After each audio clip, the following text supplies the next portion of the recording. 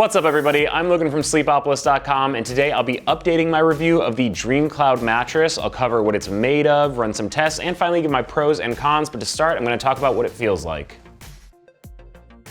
Now, as I mentioned, this is an update to my review of the DreamCloud Mattress, and that's because they've changed the materials used in the construction of it, which I'll cover a little bit later. But the change in materials has changed the feel of the bed a little bit. I used to find that the DreamCloud was a little bit to the firmer side, but now I find it right in that medium range. It's about a 6.5 out of 10 on the firmness scale, so that's going to be great for the combo sleepers. Nice support and comfort in a mix of positions. When I'm lying on my back, my weight's evenly distributed. I can feel myself start to sink into this pillow top section of the mattress a little bit.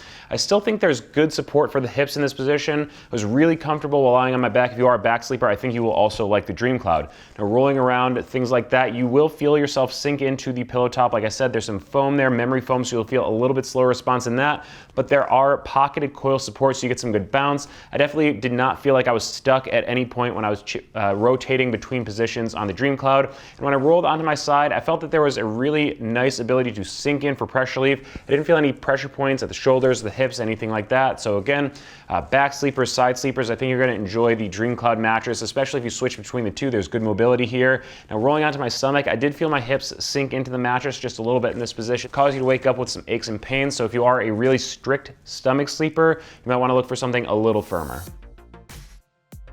Now, to give you a better idea of what's going on with the DreamCloud, I've cut open the mattress so you can see the materials used in the layers of it. Now, first, the cover of the mattress is quilted with a bit of foam, so you get a nice cozy feeling right off the bat. And right below that, we have the pillow top section of the DreamCloud, which is made of two different layers of foam. The first one is a gel-infused memory foam, so you can see that slow response to pressure there. That's going to give you that memory foam feeling of contouring around the body. Now, one thing that memory foam is known for is trapping a bit of body heat, so that can cause you to sleep a little bit hot. They've included a gel infusion to help kind of defend against that, draw heat away from the sleeper. Now, below that, we have kind of this transition layer of polyfoam. It's a little bit firmer than the memory foam on top, and you can see it has a bit of a quicker response to pressure, so that's going to do two things. It's going to start transitioning you through for some cradling support as you go further into the mattress, and also it's going to allow you to move a little bit better so you don't get that slow response all the way down until you hit the pocketed coil section of the mattress. Now, this is the support center of the mattress.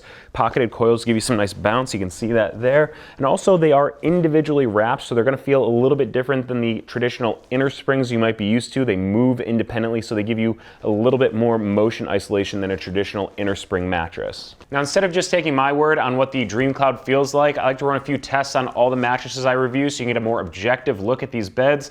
Now, the first one is a pressure map test, and basically I put a pressure map down on top of it, lie down in a few positions, and you'll see the results next to me ranging from blue for low pressure to red for high pressure.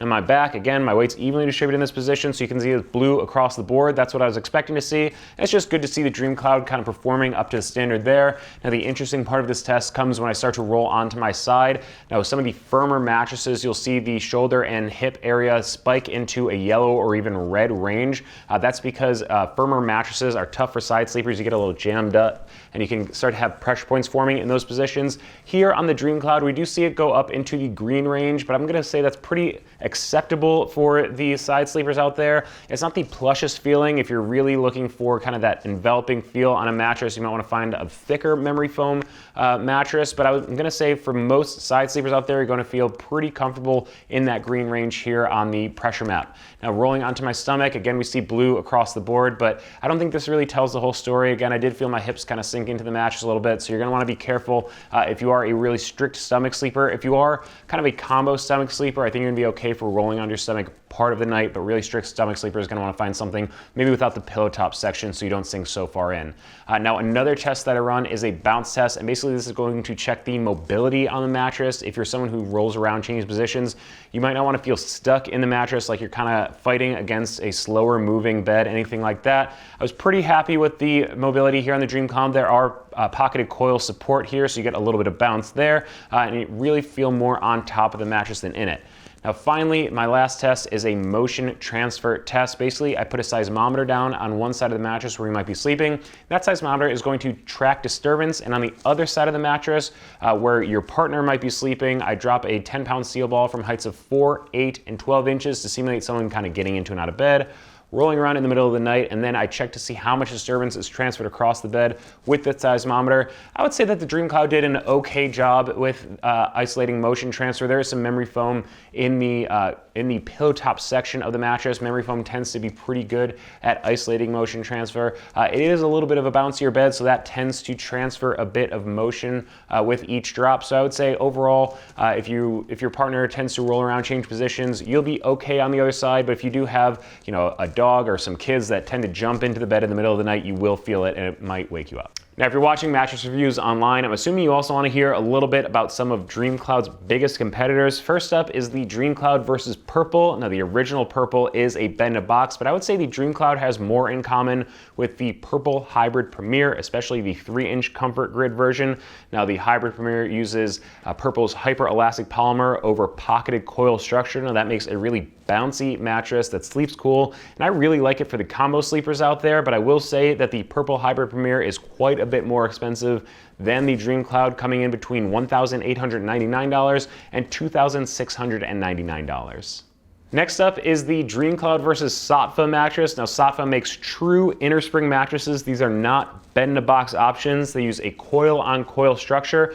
They actually come in 3 different firmness levels. They're really bouncy and supportive mattresses, and I really like them for the couples out there. If you're paying full price, it'll range between $599 up to $1,499 for the king-size version. But if you use the link on the Sleepopolis review of the Saatva mattress, you can save $75 on your purchase. Now, before I end the review, I want to give you some of my pros and cons for the DreamCloud mattress. First up, I would recommend it to you if you are a combo sleeper. Like I said before, it has that nice medium firmness for a good mix of support and pressure relief in multiple positions. And also the bounce from the pocketed coil section is going to allow you to move without feeling stuck in the mattress.